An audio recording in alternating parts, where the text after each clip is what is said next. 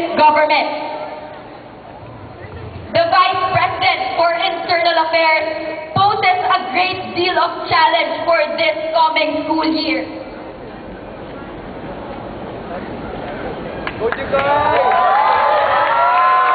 But rather thinking that this is an overwhelming obstacle for me to endure, I perceive it as a challenge that I can surely handle.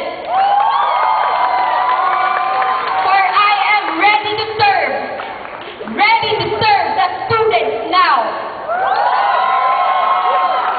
Next school year, we will be celebrating the kick-off centennial celebration of our university. Celebrating 100 years of prestige and excellence. I envision all Lasalians hand in hand, working together with heads up high as one Lasal, as one moving entity. Taas noong ipagmamalaki na ako, na tayo ay Lasaliano. Taas noong ipagmamalaki ang mga natagumpayan sa loob at labas ng ating universidad for a span of 100 years. I will ensure the proper and groundbreaking execution of these activities for the coming year.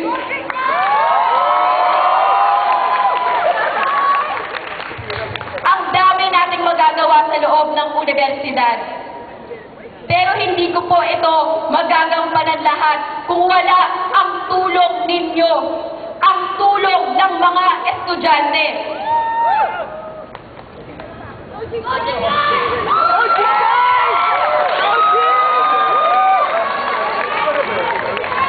Ako ay naniniwala na makakamtan ko ang lahat ng aking tinatamasa ngayong darating na taon na kasama kayo ang mga estudyante. Gusto ko at gusto nilang lahat na kasama kayo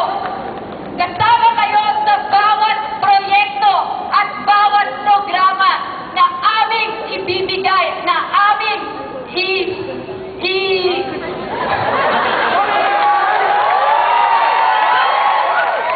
gagawin sa darating na taon.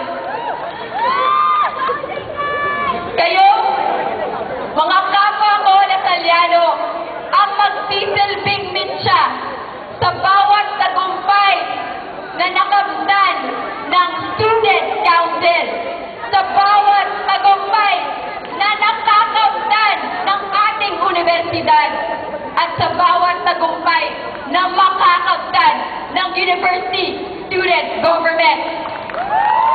Saludo po ako sa kagalingan at kakayahan ng tunay na Lasaliano.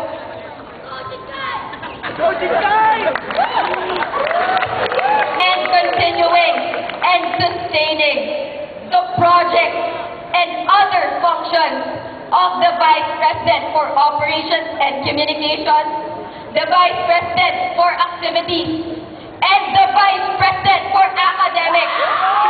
Hindi ko po kayo bibiguin sa mga programang at proyekto na sinimulan ninyo sa inyong opisina. At higit sa lahat, hindi ko po bibiguin ang mga estudyanteng nagtiwala sa aking partido. At patuloy na magtitiwala sa Santogon ngayong darating na eleksyon.